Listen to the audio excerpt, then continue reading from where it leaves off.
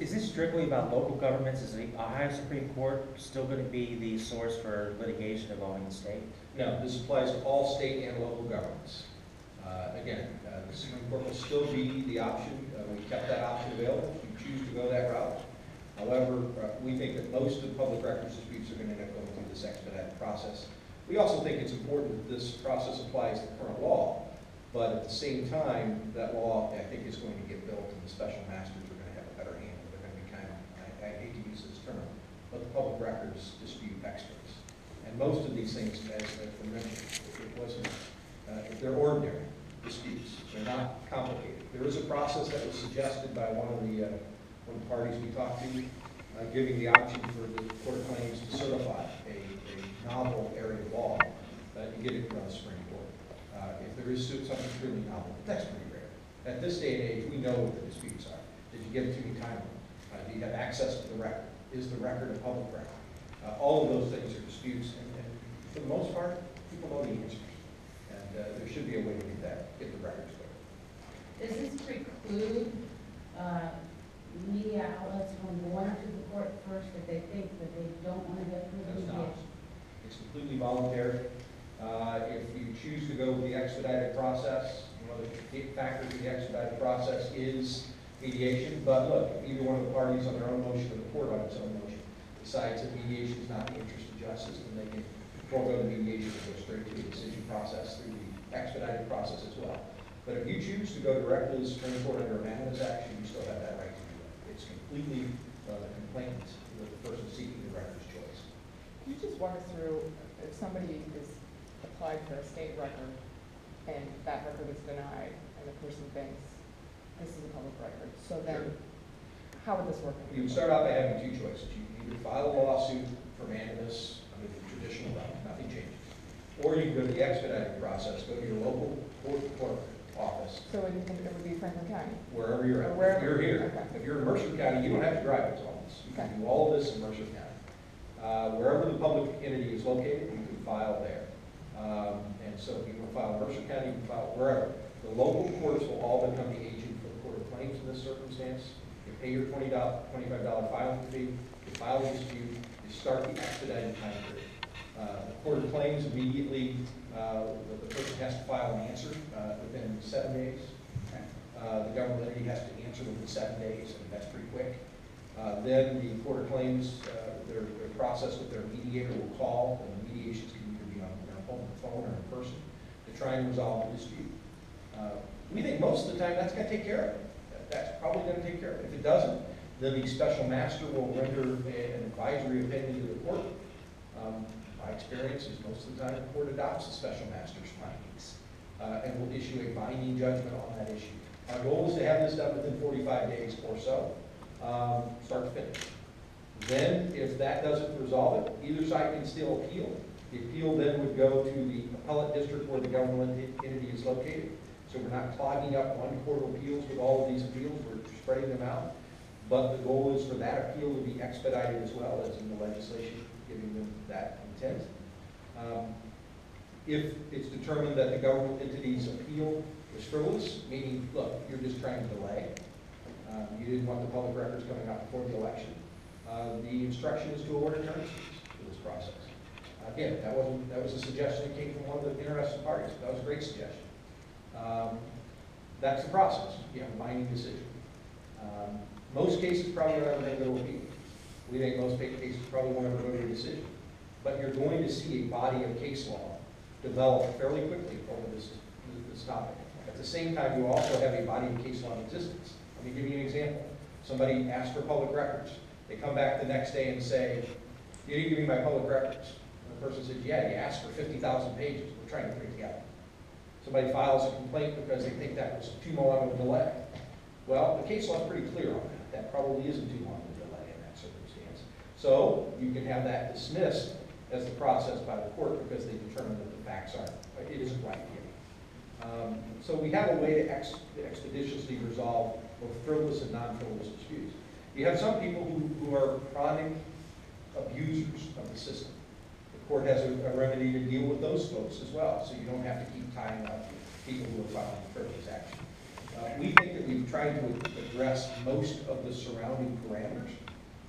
But look, this is a legislative process. I'm sure we'll hear from people things we didn't think about. But we've tried to be inclusive. We've talked to folks in the court system.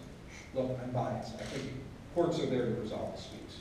Having an executive agency resolve disputes for other executive agencies or other government entities, it's really not, they're not set up to do that very well.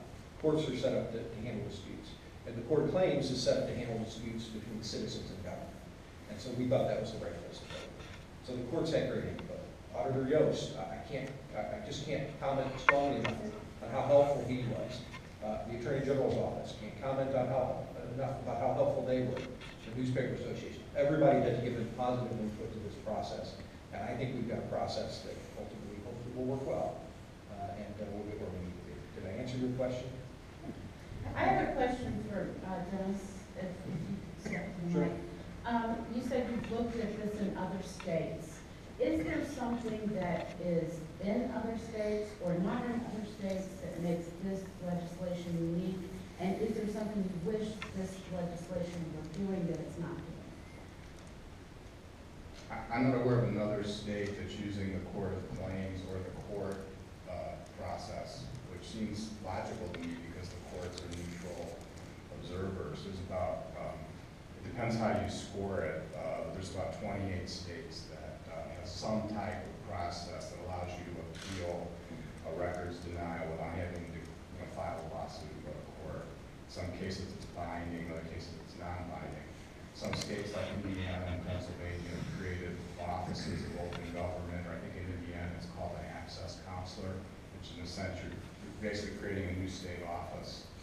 And even then, who runs the office can be a political decision in some situations. In Pennsylvania, ran into that after the current governor was elected. Others in Kentucky, the Attorney General's office handles it, and I know the issues in here, and Damian can speak to that, is since the AG represents state government, it's kind of a conflict for them also to be, a neutral observer. Kentucky has sort of a Chinese wall set up so that the AG in Kentucky can issue a binding decision. So different states have approached it in different ways. This is a novel approach to my knowledge to this issue. And I think it's going to be really interesting to see how it works out because it does make a lot of conceptual sense. Is there anything you wish were included in it that wasn't? I think a lot of the bases are covered here. As Senator Faber said, once this gets into the process, there's going to be comments. I heard a comment last night from somebody about, what about someone who doesn't have the $25? Can you waive the fee? Because that is a lot of money to some people. I think that's something to talk about. I'm sure there'll be comments from groups on the other side about things they might have concerns with. So I think we should let the process play out. But conceptually, I think it's an excellent bill. Auditor Yost, will this, if this were to pass, would this essentially replace your sunshine audit program? And is a benefit of this bill the fact that it's legally binding, which is something that your program is not? Great questions all. Let me quickly, though, address the question that Dennis brought up. We have the same problem with access to justice and filing fees on all kinds of things, right? Any lawsuit potentially is there. And there is a process in place that I can't imagine why it wouldn't apply to this as well. You can file with an affidavit that says, I'm broke, and file in form of pauperism subject to court review, that the fee can be waived in that manner. With regards to the sunshine audits, the bill is drafted in a way that it does not interfere with my office's compliance jurisdiction over state law, so it would not require us to discontinue it. However, if the bill passes and it seems to be working, I can't imagine that we would continue the dispute resolution process that we've initiated, because this is a superior process. It doesn't require subsequent enforcement, it's a court order, and as you point out, it's binding.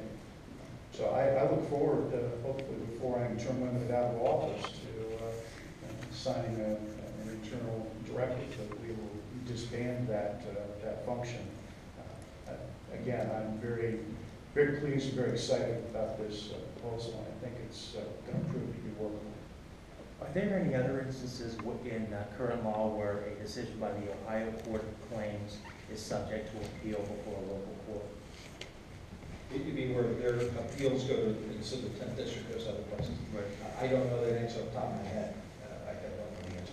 But we viewed this as a significant potential volume increase, and so we wanted to make sure we spaced it out as supported. But also, we want local jurisdictions. Most of these, hopefully most of these aren't state issues. I think we have a growing public records recognition of the importance of the state government. But local governments tend to not be as knowledgeable. And so we wanted to have some local say on that as well. Not requiring people to drive to Columbus for those kind of things. It's a big deal. And does a local judge, because they're handling all the paperwork, finalize a decision out of the Ohio Court of Claims? That's the final ruling of The Court of Claims has plenary authority. So when they issue a judgment, it's a judgment. It doesn't need local enforcement. So again, that part of it you can handle in Columbus, but really nobody needs to come to Columbus for that. And also- mediation is also handled out of Columbus as well. It can be, but look, they can either drive to the local area if that's where the dispute and claimant is, if they choose to travel and make it in person, but it specifically allows for telephone mediation, which is something they're doing more and more. Final question? Can we extend Jim's question to the Attorney General's office as well? What happens to the mediation program over there if this becomes law? I think it's really an extension of what the AG's office did. I think the mediation program at the Attorney General's office would be eliminated. We wouldn't need it anymore. And I think what this does is it fills that gap that we couldn't fill in the AG's office of, allowing people to come in and try to mediate state disputes as well. Senator Faber, one last question. You don't personally sponsor many bills. Why this issue? Look, I think this is an issue of statewide import. That's generally when I decide to sponsor a bill myself. It is something that, when we start hearing about this, it's something that, look, as a mediator, it's about a third of my personal law practice, and I said, we can fix this. We can do this in a better way. And so we started having conversations with folks in the courts, and it's just something, I saw the problem and worked real hard to try and find a solution, and so the decision was made to go forward and try to get it done. We've had a conversation with the House. I think they're generally supportive of the concept. And so, look, I think it's something that we thought of statewide import, so we decided to take the lead and make it a priority on it. All right, thanks, guys.